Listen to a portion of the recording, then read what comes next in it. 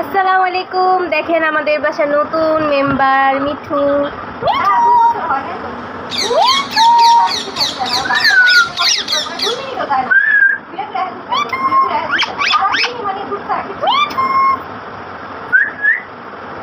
মিঠু কথা বলো। মিঠু মিঠু মিঠু দেখেন ও কিভাবে হচ্ছে দুষ্টামি করতেছে, খুবই দুষ্ট একটা মিঠু পাখি। আর এই তো হচ্ছে এখান থেকে নাচও দেখাইতেছে সবাইকে, একটু নেচে দেখাও মিঠু, নাচো নাচো।